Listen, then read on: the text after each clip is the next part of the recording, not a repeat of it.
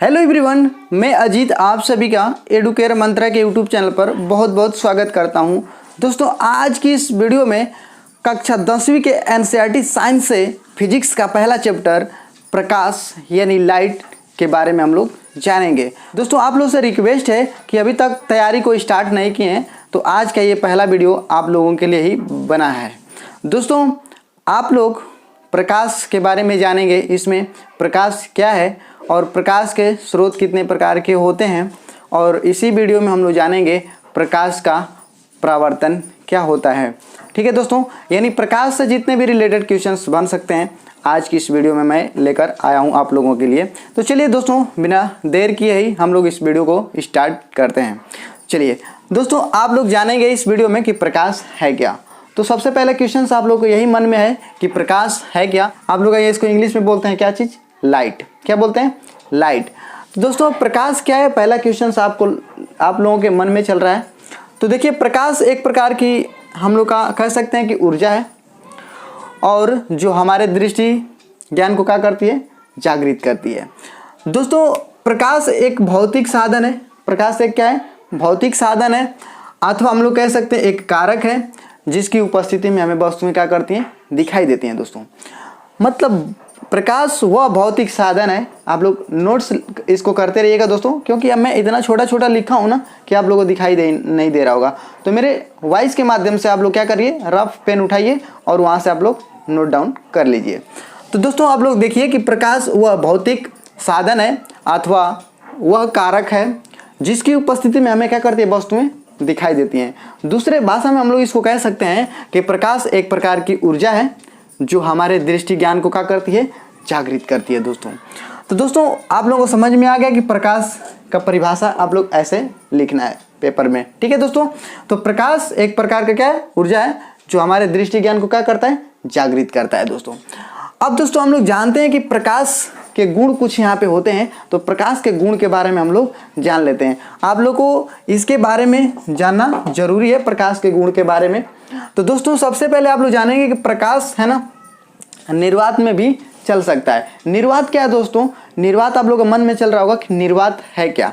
तो निर्वात दोस्तों बात करें कि निर्वात वह स्थान होता है जहाँ पे मतलब ना धूल कण हो ना वायु हो। तो वैसे स्थान को हम लोग क्या बोलते हैं?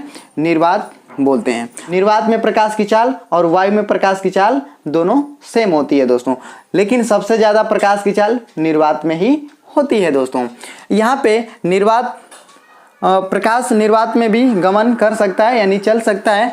इसको बताया था सबसे पहले जेम्स क्लार्क मैक्सवेल ने बताया था। किसने बताया था? जेम्स क्लार्क मैक्सवेल ने बताया था कि प्रकाश निर्वात में भी क्या कर सकता है? गमन कर सकता है। दोस्तों, प्रकाश की दूसरी खासियत है ना कि प्रकाश सरल रेखा में भी गमन कर सकता है, यानी गमन करता ही है, सरल रेखा में गमन करता है। प्रकाश क्या करता है? सरल रेखा में गमन करता है।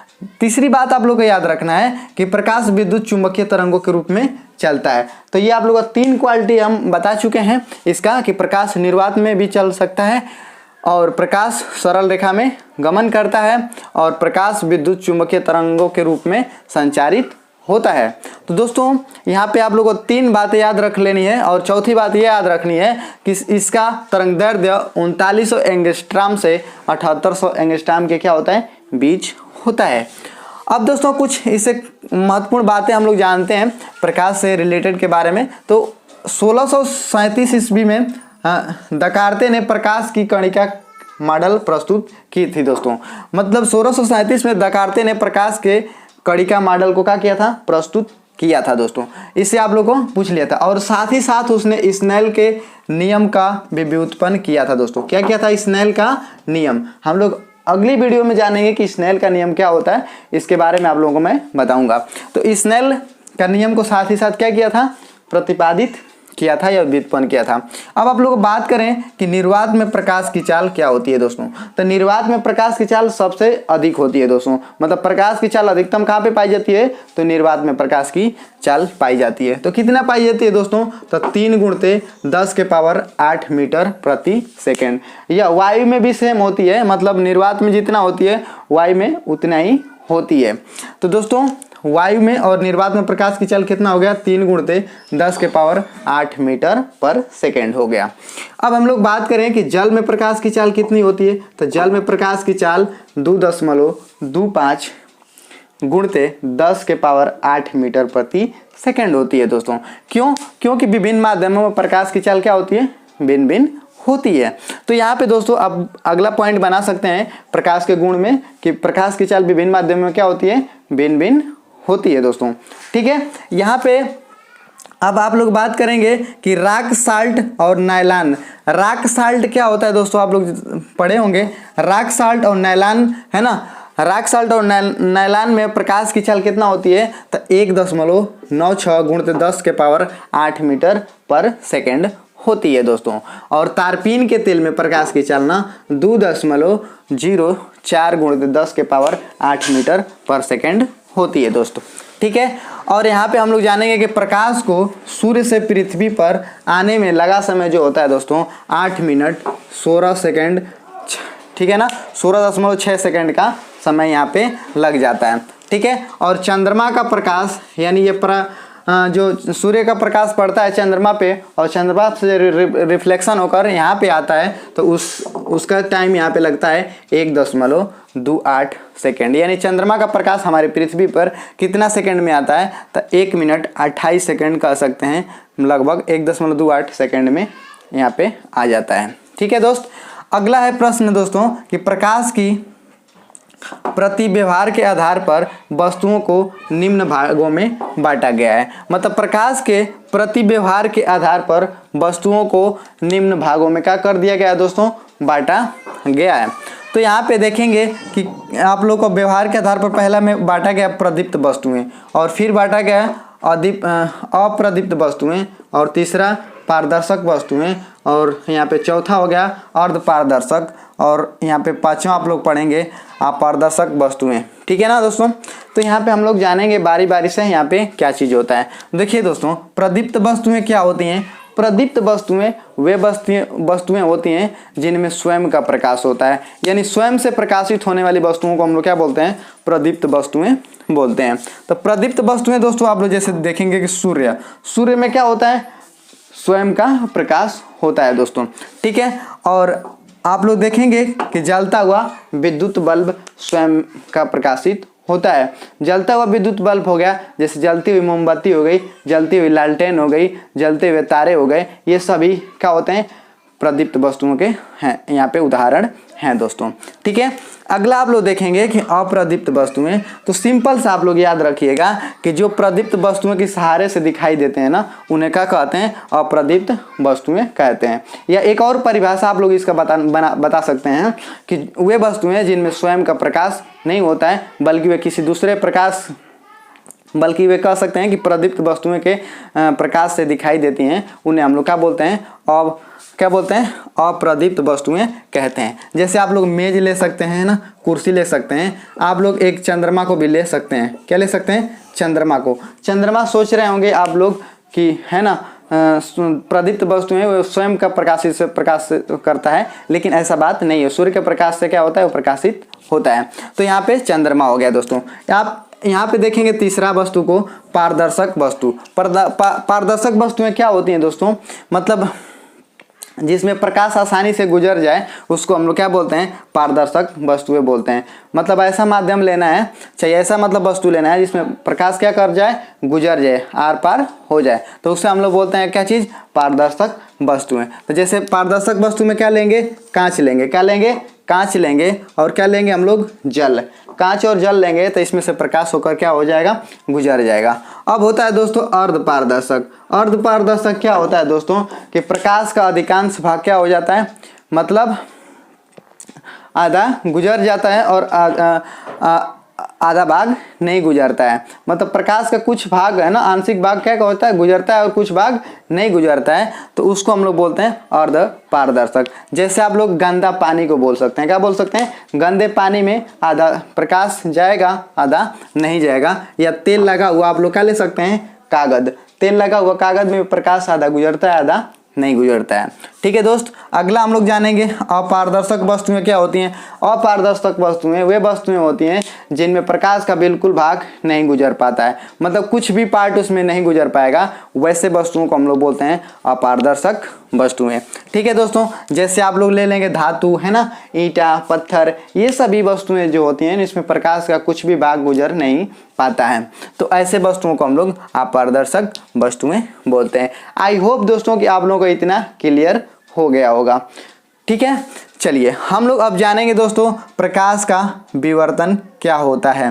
दोस्तों जानेंगे प्रकाश का विवर्तन क्या है। तो प्रकाश का विवर्तन हम लोग किसको कहेंगे, तो प्रकाश को अवरोध के किनारों पर थोड़ा मुड़कर उसकी छाया में प्रवेश करने की घटना को विवर्तन कहते हैं। फिर से एक बार रिवीजन करेंगे दोस्त कि प्रकाश को अवरोध के किनारों पर थोड़ा मुड़कर उसकी छाया में प्रवेश करने की घटना को क्या बोलते हैं, प्रकाश का विवर्तन हम लोग बोलते हैं दोस्तों, यानी प्रकाश का विवर्तन कहते हैं। आई होप कि आप लोगों को प्रकाश का विवर्तन समझ में आ गया होगा।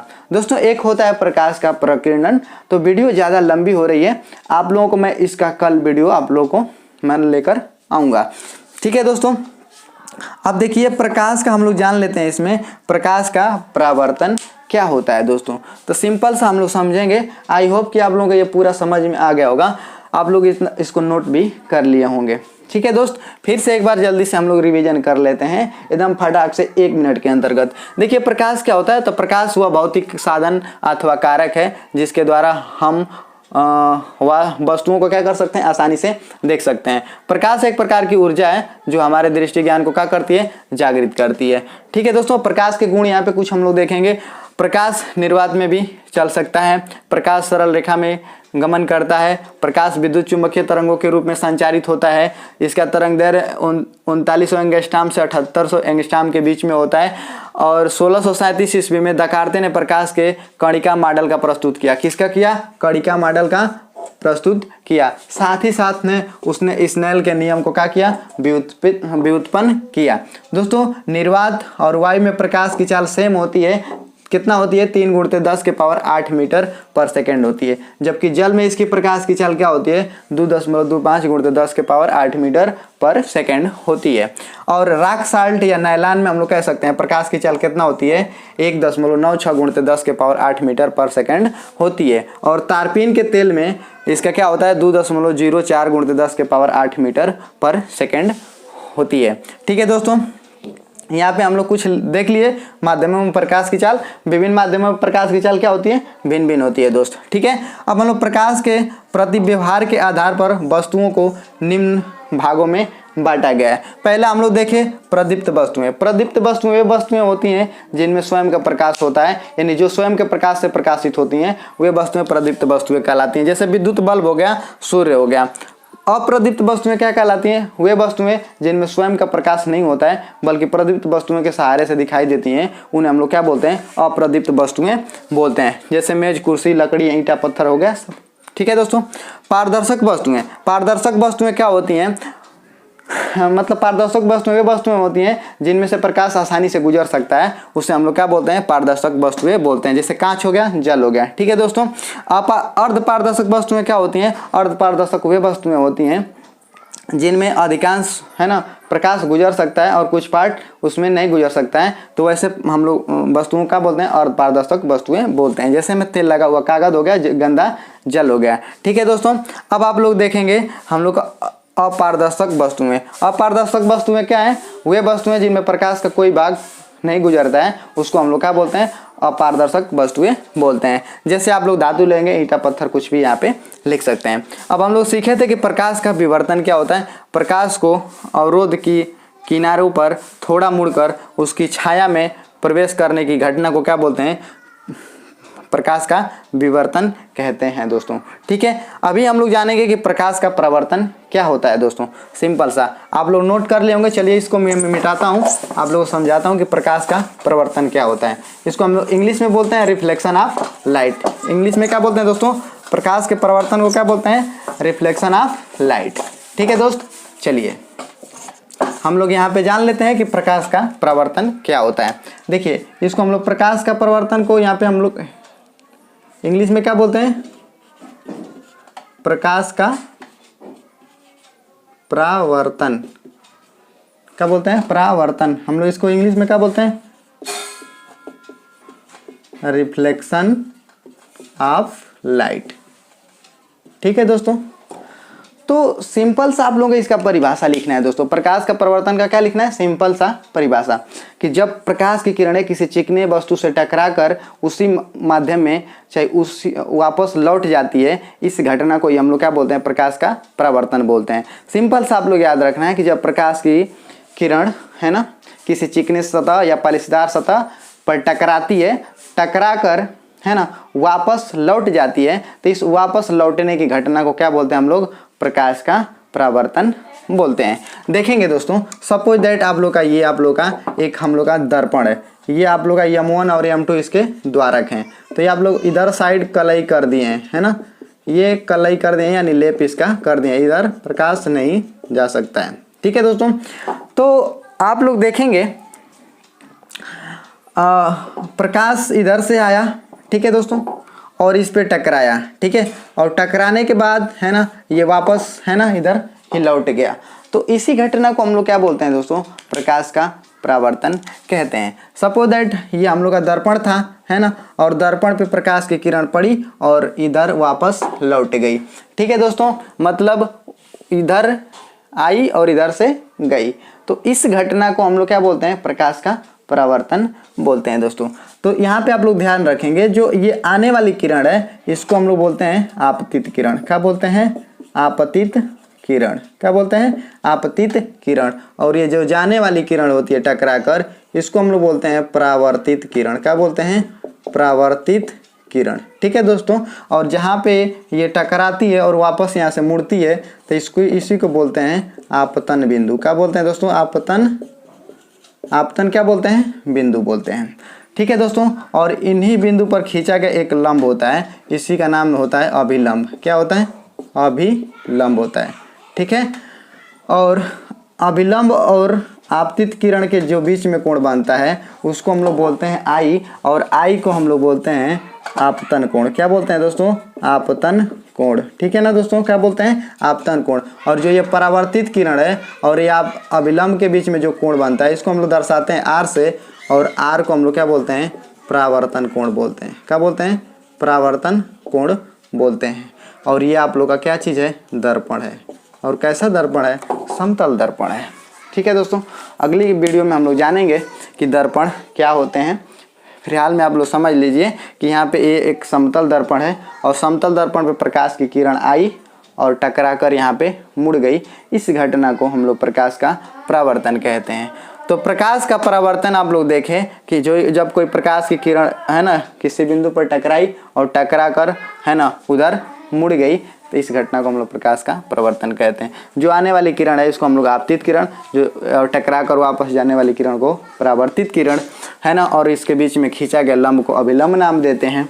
और जहाँ पे ये बिंदु पर टकराती है उसको आपतन बिंदु बोलते हैं। ठीक है ना, और ये आपतित किरण और अभिलंब के बीच में जो कोण बनता है उसको हम लोग आपतन कोण कहते हैं। और है ना, ये परावर्तित किरण और अभिलंब के बीच में जो कोण बनता है इसको हम लोग क्या बोलते हैं, परावर्तन कोण बोलते हैं।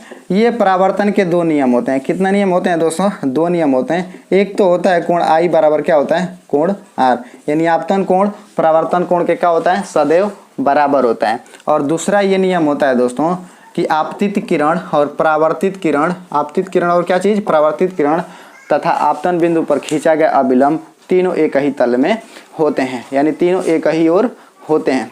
तो आई होप कि आप लोगों को इतना ये क्लियर हो गया होगा। दोस्तों ये वीडियो बहुत लंबी हो जा रही है, नहीं तो आज की इस वीडियो में ही मैं सभी टॉपिक को ख़त्म कर देता। ठीक है दोस्तों, तो पार्ट पार्ट करके अपलोड करूँगा मैं कि आप लोगों को भी आसानी हो, ज़्यादा टाइम ना लगे, आप लोग छोटा छोटा करके आसानी से समझ पाएँ। दोस्तों तो ये वीडियो आप लोगों को कैसी लगी कमेंट सेक्शन में कमेंट करके ज़रूर बताएं, और वीडियो अच्छी लगी हो तो लाइक शेयर सब्सक्राइब कीजिए। मिलते हैं अगली वीडियो में, तब तक के लिए जय हिंद, बाय बाय।